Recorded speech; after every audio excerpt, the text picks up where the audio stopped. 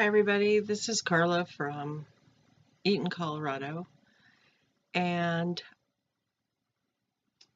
strangely I'm doing a floss tube video sooner than I normally would and sooner than I wanted to because I needed to get some more stuff done before I did another floss tube, but I think I have enough today to actually do a little update. So I want to start off by retracting some of the information that I shared in the last floss tube. I'm very fortunate that my friend Nancy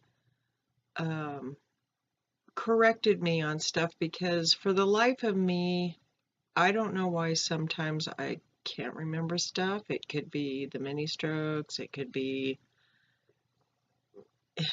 I don't know, brain damage. I love history, and the weird part is when I dig into a subject, I like the stories, like the little story from over here and the little story from over there. And sometimes these things that I've read or researched or what have you, I don't connect the dots sometimes. So when I'm told something, yeah, I know about that, but I don't know about that, or this doesn't connect to this and therefore it doesn't click in my mind. So here I was telling you some really horrible information, and I'm surprised that you wonderful people didn't unsubscribe because I'm giving you bad information. And the fact is, I actually do know a few things. I thought I would have to research some stuff, but then when I looked it up just to be sure, because I don't like being wrong like that, because you get one person who's wrong and it's like playing a game of secret, you know, where you start out, the secret is the telephone's ringing. And by the time the secret comes back around to you, you have the picnics on the East End. No.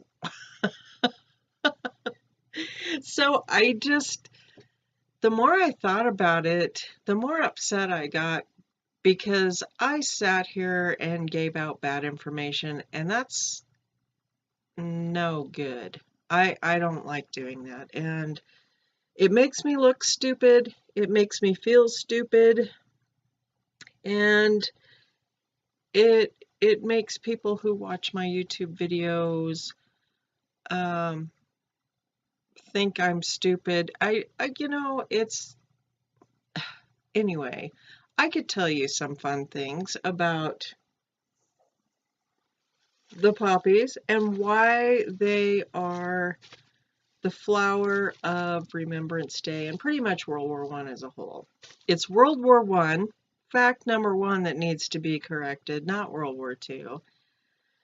I went through this weird phase when I was, it started when I was about 11 or 12, and I think that's normal for a lot of kids to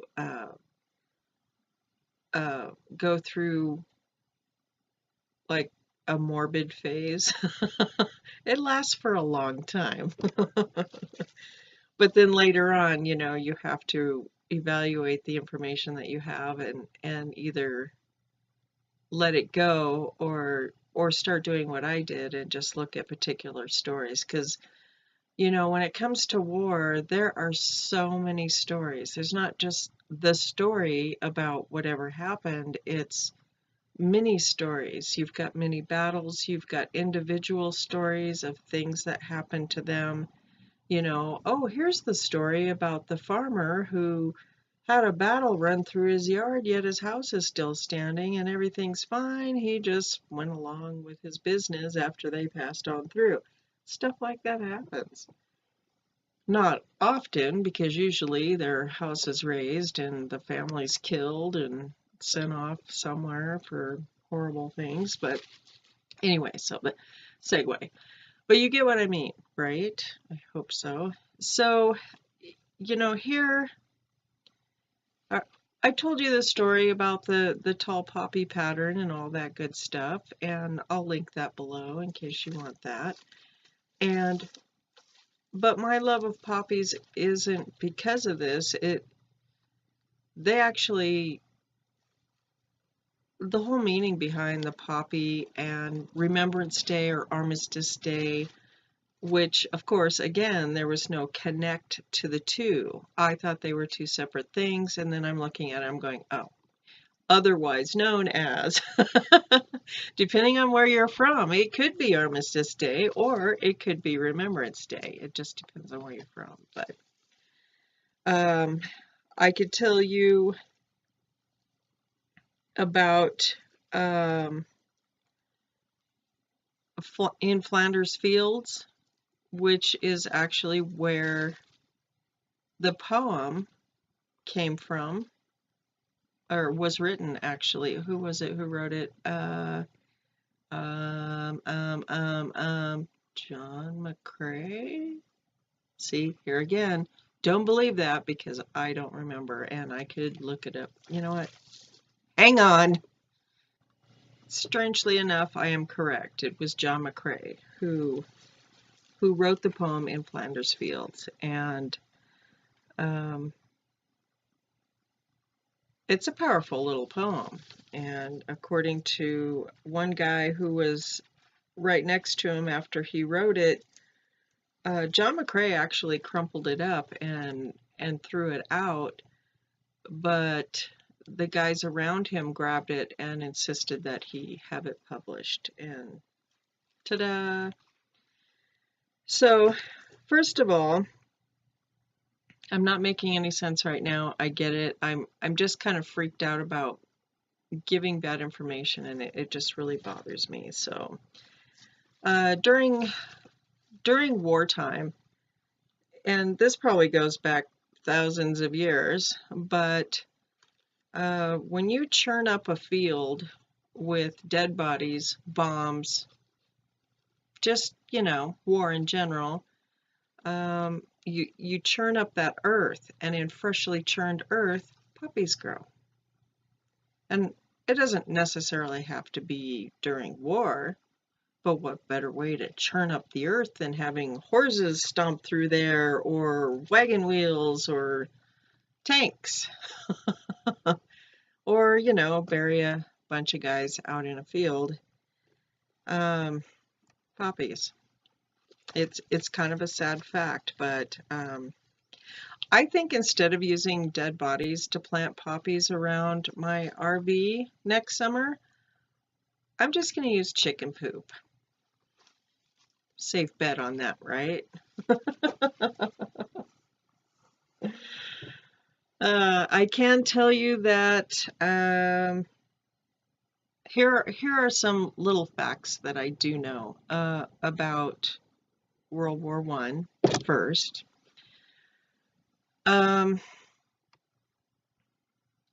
Let's see, it was, what was his name?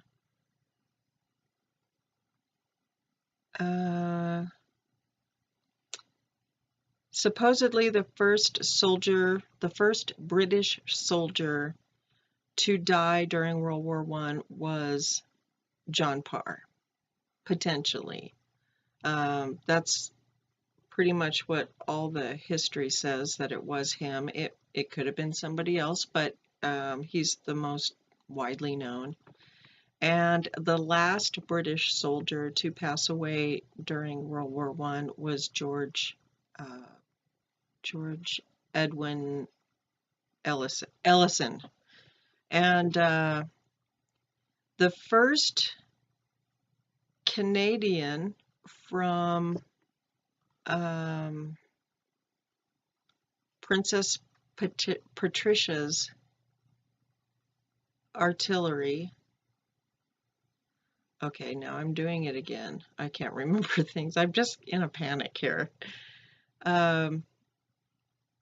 When they sent a platoon of fresh out of boot camp Canadians who had just signed up. They went through some training, and then they got sent to Ypres in Belgium, which is basically the Western Front.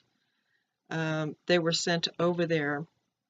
And this is part of where the disconnect comes from, because when I was learning about the Western Front, all quiet on the Western Front, I was learning it from a French standpoint, because the Germans, that's the first time chemical warfare had been used. And it was at the time when that platoon of Canadians had arrived on the Western Front. They got there just in time to watch the chlorine cloud decimate the French. And so they're like, haha, that's uncool.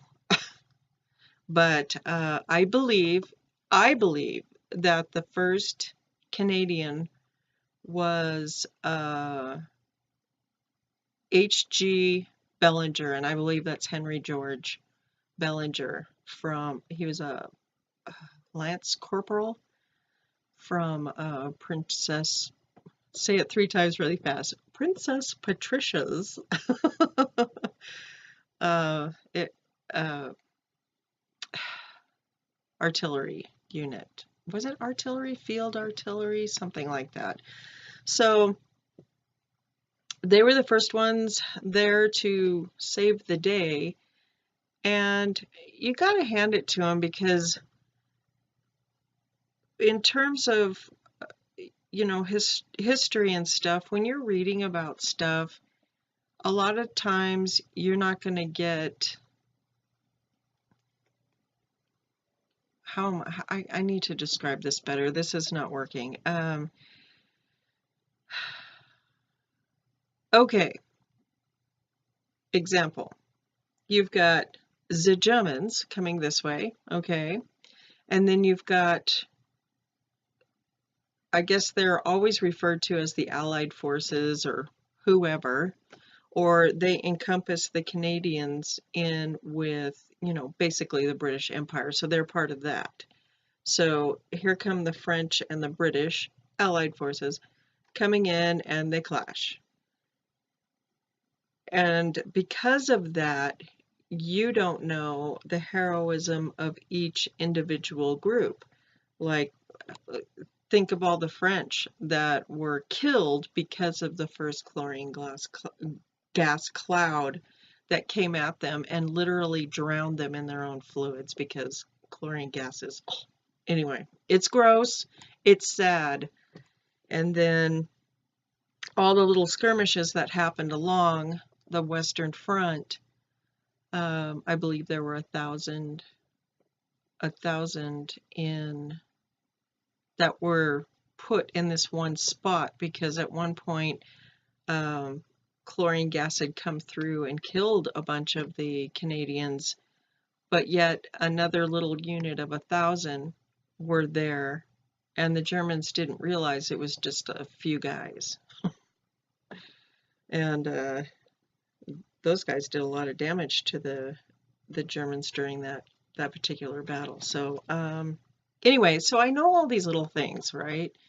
And sometimes, because of the way I like to read about it and learn, I want to know all the little stories. So then eventually it'll all mesh together, and then I'll see the big picture. But most people are just taught the big picture without names and stuff. And and it's funny, I really appreciate it when someone corrects me. So if you know something that I don't know and I'm just spouting off here like I know what I'm talking about, oh my gosh, please correct me. And then I can, fix it. Because chances are I did know it. It's just, you know how you can't remember a particular situation, and somebody's talking to you because they were standing right next to you, but their perception of that situation was so completely different that it's not clicking in your head until there's like a trigger word or something, and you're like, oh, well, I totally didn't see it that way. It's like that, the way I'm viewing it, sadly, is not because of national pride or anything like that. It it's the way that I'm going about learning about things. And I have spent an awful long time reading about World War II. I know a lot of the stories from that. There's so many that you could spend 3 lifetimes and still not hear every story. Um, I did that with the Civil War. Yeah, great. You had a battle here and you did some stuff over there, and I visited one battleground in Virginia outside of Richmond, brought a rock back from the creek bed. And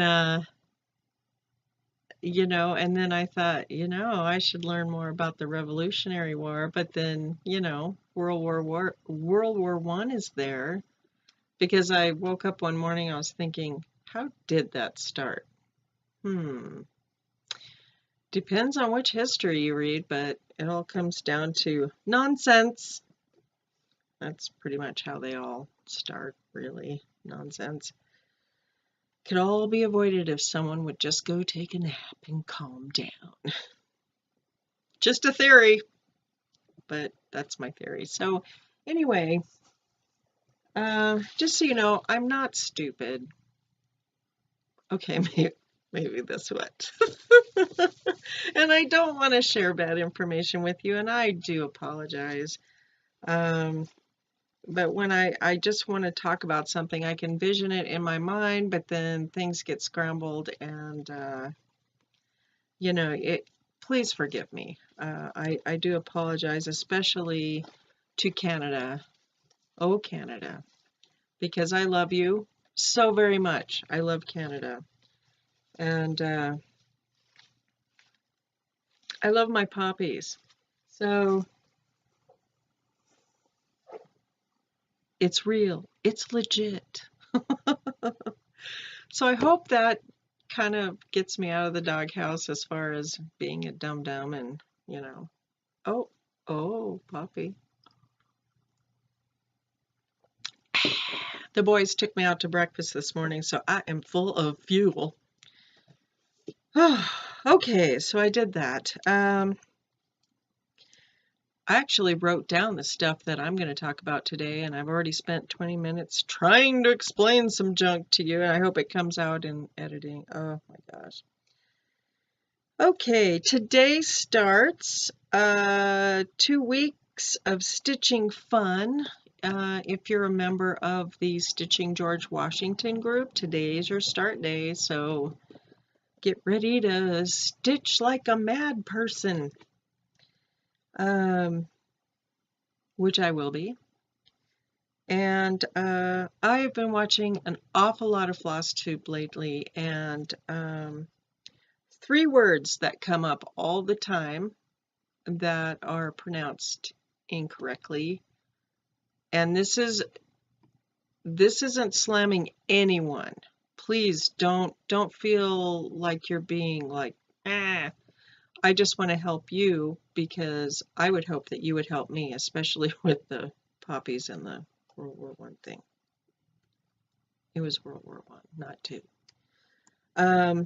Krennic. It is Krennic.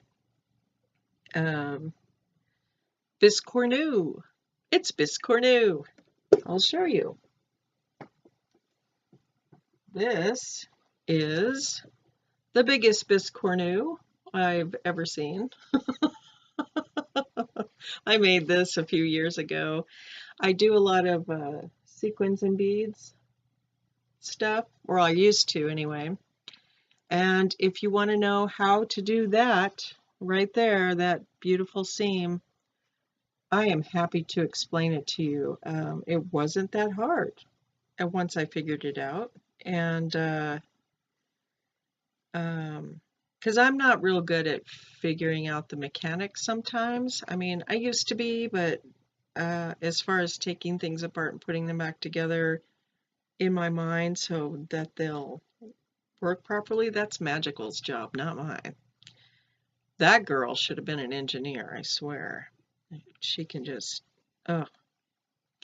she visions what she wants, and then she takes it apart in her mind, and she figures out how to start. And it takes me a long time in thinking. anymore. I'm wondering what other kind of brain damage is going on in there, because I used to be smart as a whip, and now I'm just slow as a goat. Well, goats are kind of fast. Donkey, snail, molasses. That's what's in my head. Molasses in the wintertime.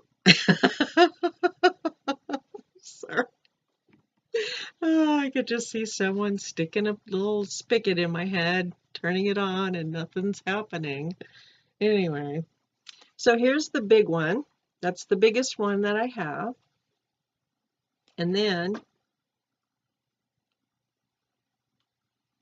this one. Oh, gosh.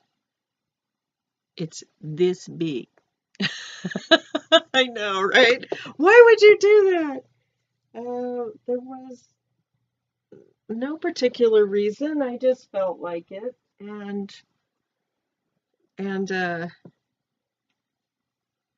it's literally a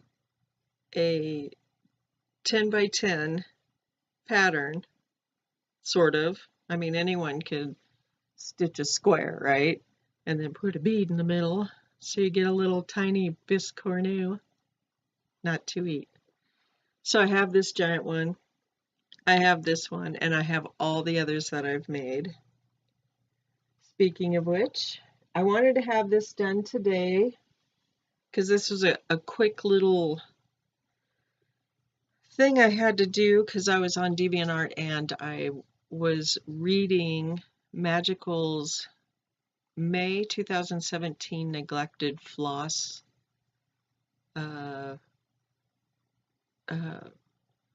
little blurb that she had underneath the free pattern, right? And it said something about Mattsma's, which is me. Her submission will be here soon. I was like, oh. I was unaware that I was stitching that. So what I did was I grabbed the thread that Christine from Every Stitch is a Pleasure, she gave me that one time I went to the bookstore to meet her, and I had given her the gift of Nora Corbett Mirabilia. I forgot which one that was. It was the one with the pumpkins. There's two. There's a couple with pumpkins. What am I doing? Anyway, so here is the front side is done. So this right here, and I don't know if you can see it. Oh, there they are. See the beads? Now the beads are actually two different colors, but because of this fabric, which you're actually seeing it, ooh, you're seeing a true color. It's a blue and green, so it's like the ocean. So you've got the blues, the two different blues, and they are variegated, very overdyed. There we go. It just reminds me of the ocean, because you could have the greeny blue, seafoam-ish, or you could have where you reach the drop-off and all of a sudden the water is dark blue because it goes down fathoms and fathoms. So this is the front. Hold that up for you. And then I started side 2 right there. So I'm going to get this done real quick, and then I'm talking to Magical yesterday. We were having a video hangout, and I was trying to think of what I was going to do with my latest finish, because I do have a finish for you. And I thought, oh, I know for a fact that I'm not going to be able to make anything into pillows or do anything like that until I pull out my possessed sewing machine and get that thing fired up, cleaned up, and make sure it's oiled so that it doesn't do bad things to me or my fabric. And so it's going to be a while. So when I pull that out, that means all the sewing's getting done. That means the quilts, the pillows, the wall hangings, all the stuff. And so I opened up this box that I had brought in because it had these little bags that I'm using as prizes for the Stitching Pirate contest. And I ended up finding all my foam board. And I had originally got the foam board for this, as you can see. And this was a couple years ago. I finished it, and then a year later I thought, ooh, let me try the foam board. It's like that. It's kind of bent because of moving, but it'll straighten out. But yeah, all I did was I sewed a sleeve, put it on there, and then put all my little pins here, but you can't even tell. So that goes out. Normally I take my pumpkin lights here and I wrap them all the way around it, and it's pretty nice. So wait, let me show you one more time, because a lot of you seem to be getting into Halloween patterns right now because Halloween is a-coming, because you're getting in the spirit of things. Look at that, it's so beautiful. Ah, that was Silkweaver's 18 count Twixt and Tween. I will not be ordering from them ever again in this lifetime, so we won't go there. I'm just letting you know I'm not doing it, but I'm letting you know the fabric is gorgeous. And then while Magical and I are talking about the foam board, I found a bunch of pieces that were in the box that I had actually cut up, because when I did Sweet Easter this year, it was a Satsuma Street pattern, which is beautiful. I'll insert that right here. And I did that one, and I wanted to do the foam core in there and then find something to put as like a pretty background on top of another piece of foam core. So I did that so I could just, you know, stand it up, or maybe get one of those little triangle picture holder things. You can just set it on, make my little Easter display, because, you know, this year was the first time I've ever done that, and it was wonderful. So can't wait till next year. So while we're yapping away, instead of stitching and getting this Biscornu done, oh, so it's Krennic, Biscornu, Denkai. Okay, got that out of my system. I'm so sorry.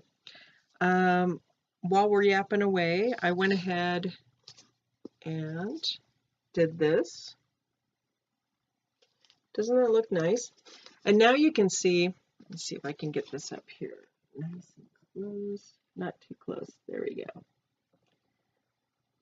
And it's weird. I don't know if it's my tinted windows or what have you, but trying to show you like true colors has been really difficult. But this is that Fabrics by Stephanie.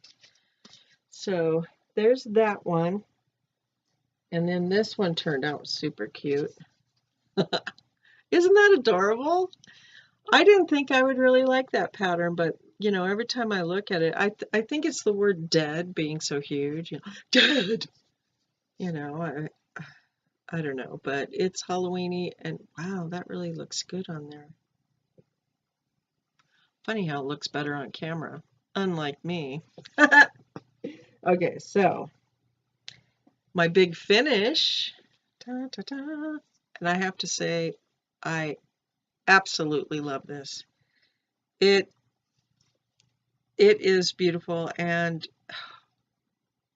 I'm so glad I own so many Satsuma Street patterns, and now I'm really motivated to do more, but I have goals. But now I have inserted one into my plans for next year. So, dun, dun, dun, there it is. Look at it. Isn't that gorgeous? Look at those colors, just bam, bam, in your face. Yes. It's beautiful.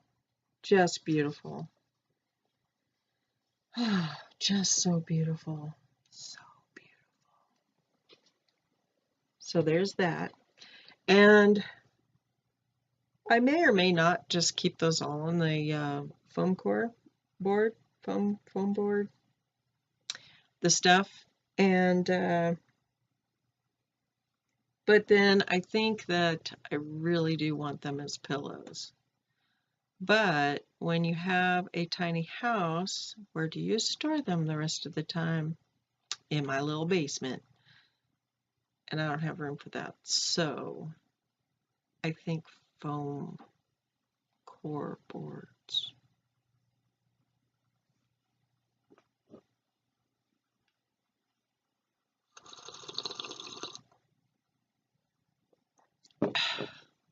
I think that's probably they'll just stay like that forever. And then, because I finished that, the next thing up, and this is what I'm going to be stitching during the 2 weeks of stitching fun, is Wacky Witches and Stitches. I can't see what you're seeing. There we go. Oh yeah, you can see it. Yep. I am, I'm going to say halfway. I'm halfway done. I just have this section, and this bottom part, so 3 more sections here. So yeah, I think it's fair to say I'm about halfway done. And because this is such a quick and easy stitch, as long as we don't ever run out of coal again, and that's Weeks Dye Works coal, not, coal for the fire, I should be good to go. Good to finish. Good to stitch like a maniac. I do have a 3-week contract job coming up on Wednesday, which is going to interfere with my stitching. But we need a little money in our pocket. Maybe I can buy all the things then. And I think I've talked about this before. These little, I know they look like a baby pad. I just thought it was happy, pretty fabric that I had in my stash. This is for putting your floss on, and if you'll bear with me, I'll get some floss, and I'll show you what I mean. I'll grab this one right here because it's just sitting there not doing anything. Okay, so you can put this on the arm of your chair if you're a chair stitcher, or in your lap, or on the table. And you know how you put your floss out on the table or on your stand next to you, and people come by and they do horrible things, or you drop stuff, whatever. Anyway, the flannel keeps it on there, and I know I've shown this to you guys before, but chances are if you drop the flannel, your floss is going to stay put. See? I'm holding it straight up like that, and it's still on there. Isn't that fun? So all I did was take 2 pieces of flannel, in this case, baby flannel. I don't know. I just think it's cute. Elephants and butterflies. And I put them face together One side has some cotton batting in there just to give it some fluffy. And I have another one. It's covered with floss right now. I'm not even going to try and pick it up, just in case. But it does. It just works wonders. You just pat it on there and bam. I'm sure if you give it a good shake. Oh my goodness, look at that. Oh, there it goes. Finally. But you see what I mean? You know, it's quick and easy. Then you pull it out through a little corner. Well, once you flip it inside out or right side out, and then you just run a little right there. I mean, it looks like an unstuffed pillow and it's so soft, but yeah, it keeps hold of your little flosses unless you're smashing it around like I am. But yeah, that's my little contribution to the world. That little tidbit of let's not lose our floss, because if you're like me, you end up with it on your elbows and it travels around the house and oh look, Poppy.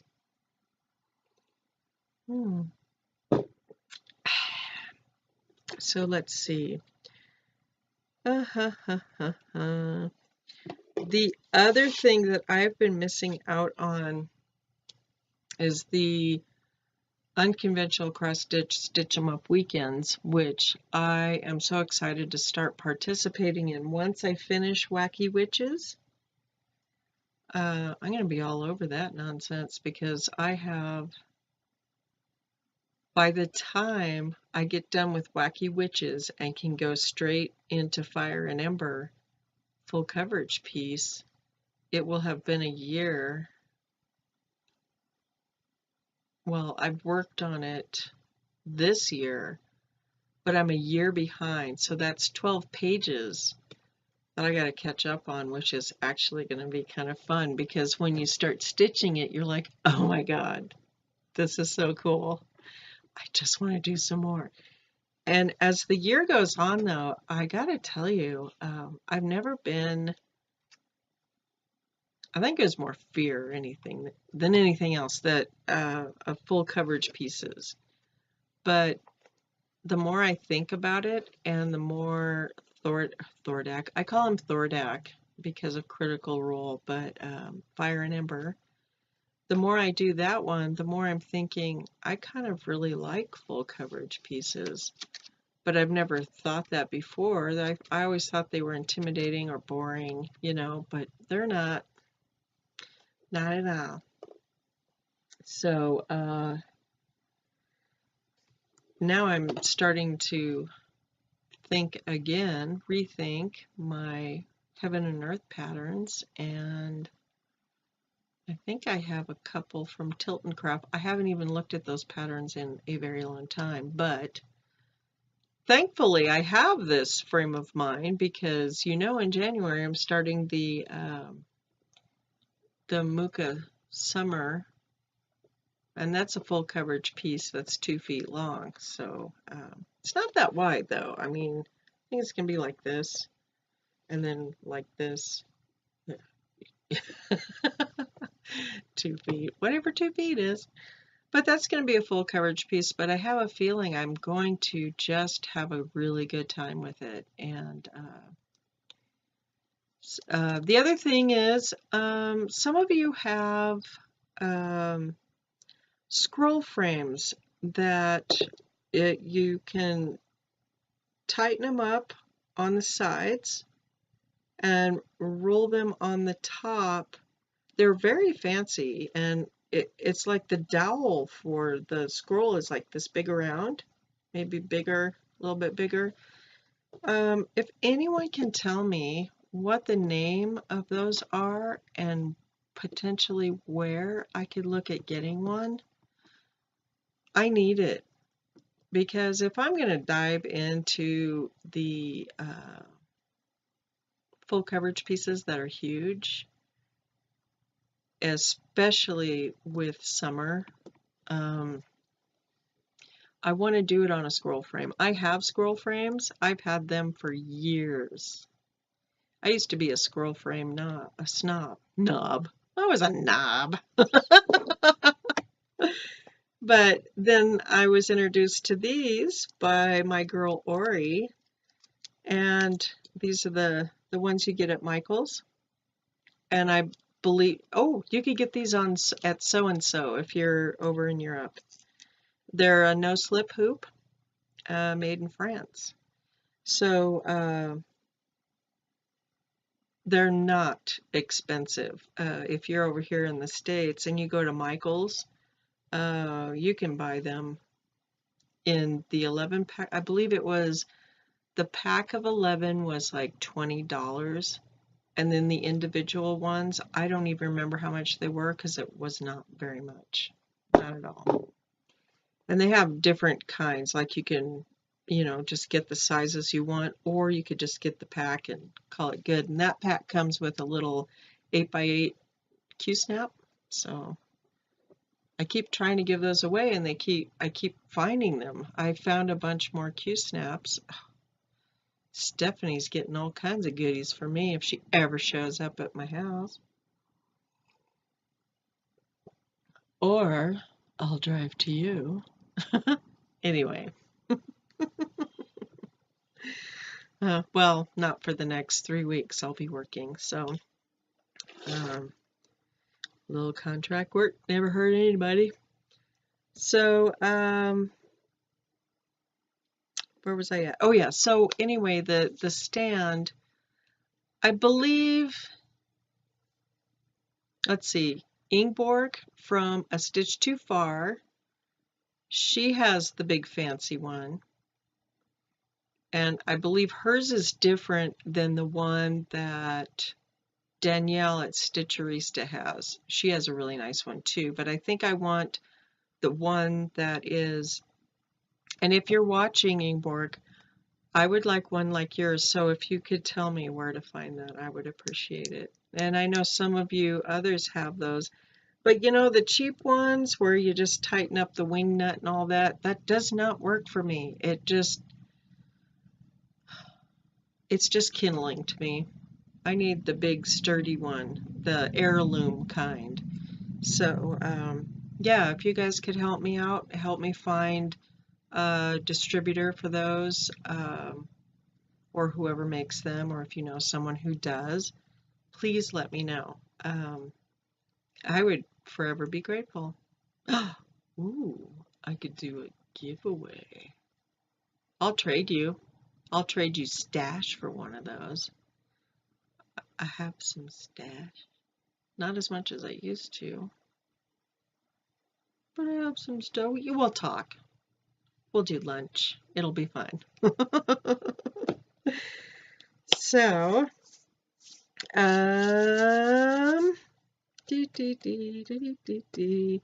what else is on my list?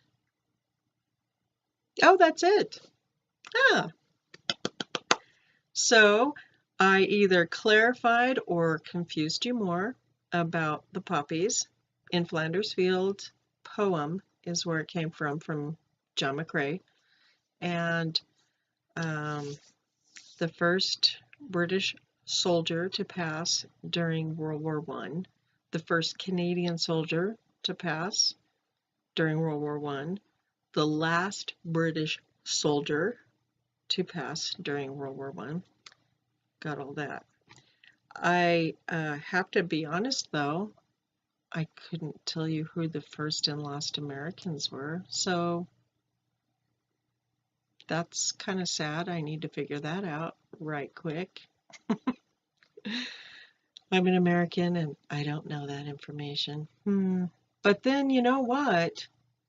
Just me wanting to know, I think that puts me a step ahead of the rest of the crew who just really doesn't care. I mean, look at our history books, seriously. Was I in junior high or high school? No. It was, gosh, when the TV series MASH came out. And I thought it was pretend because in our history books in school, the Korean War isn't even mentioned. And MASH is all about that war. And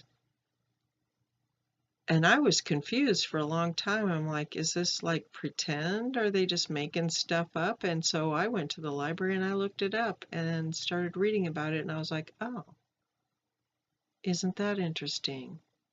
What the heck, history books? Oh, so lame. Anyway, yeah. So that's all I have to say about that for now. I mean, I could drone on and on about certain stories that kind of touch my heart, and like knowing people's names and stuff. That's one of those things. I'm really terrible with names, even though in my mind, if I've seen a picture of them, I can see their face. But their names, hard to remember, as you are witness. Yeah, I can remember a poem called In Flanders Field, not in Ireland, by the way, you guys. Oh my gosh. I know I probably thought that for the longest time. What war happened in Ireland where he wrote a poem called In Flanders Field? No, that was Yip in Belgium. Oh, anyway, oh my gosh. Did you know that over there in Belgium, where the Western Front was and everything, the farmers are still, tilling up the ground and doing all the stuff. You could just walk around and pick up stuff like uh, pieces of uniforms, unexploded ordnances, shell casings from like what is it? Was it 25 or I don't remember the shell casings, but yeah, you could find all that stuff just being tilled up year after year after year. And I think I read somewhere that that when that area floods sometimes, the people who were buried under due to all the explosions and stuff, their bodies never found, they end up floating up to the surface because the water is so waterlogged. So, wow, this is so gross and morbid. I am so sorry. I'm just letting you know World War I keeps coming back and back and back, especially along the Western Front. So they are currently growing corn and wheat there. So more power to the farmers. Hope you don't get blown up. That would be bad. So yeah. Anyway, see, I know some stuff. But yay for the Canadians. They did a lot of stuff. So, if you want to know more about what the Canadians did during World War I mean, you would actually be shocked at all the little heroic things that they did. And I think it was, what's it called?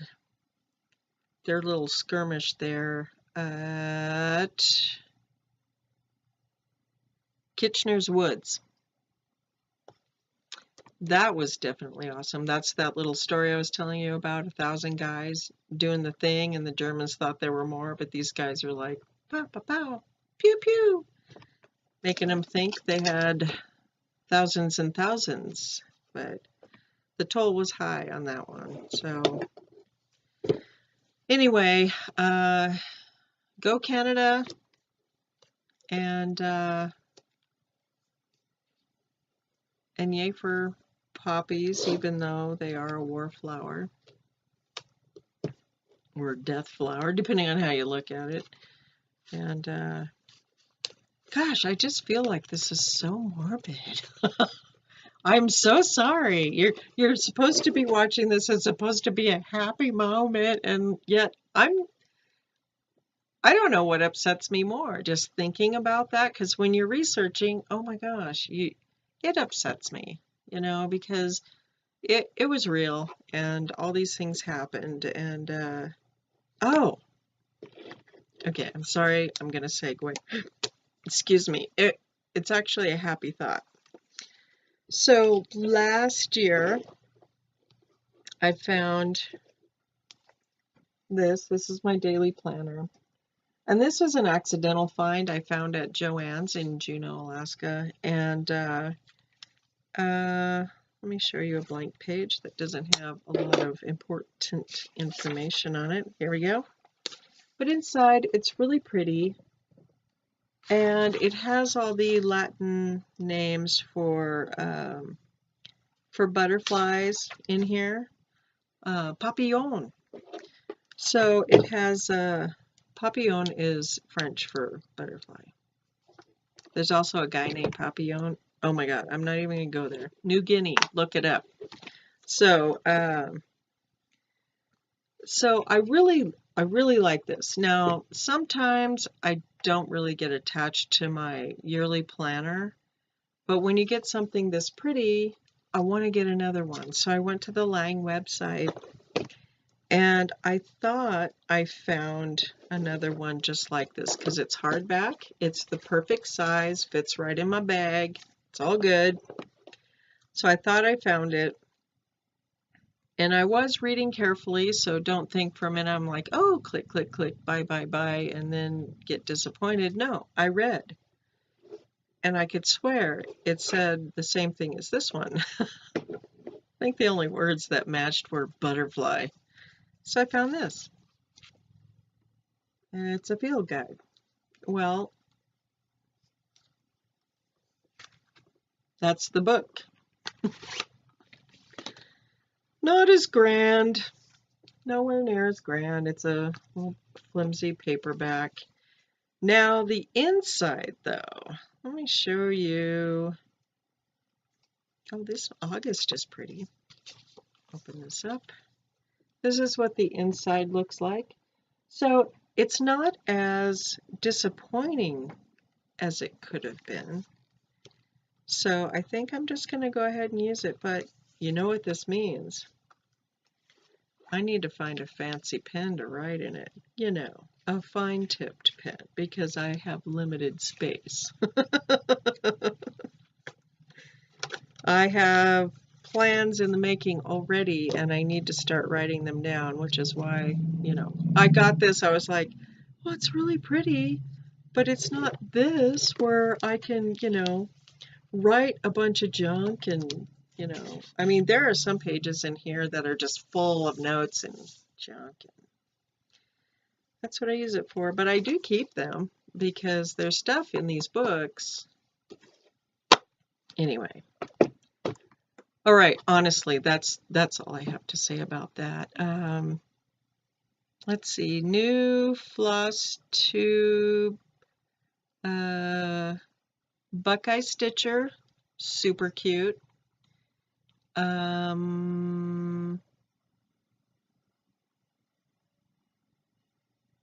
Oh gosh, you know what? This is why I don't do shout outs. You know, unless I'm like in direct contact with you every day. I went to sleep with YouTube on the TV and I was watching Buckeye Stitcher, and I woke up the following morning with someone holding up their beautiful stitching. I don't remember her name, but she's the one, I know a lot of you know who she is. She's the dark-haired woman with the cherry blossoms on the side. She has like this big Asian picture behind her, and when she does her videos. But I woke up to that, and the current project she was holding up was just gorgeous. I'm not sure if it's current or if it's one of her older videos. YouTube just lets her rip and I go to sleep. But because it's lovely. You go to sleep with lovely things in your mind, and then when you wake up in the morning, you're like, ah. Until you get to my video and I'm talking about death and war and destruction.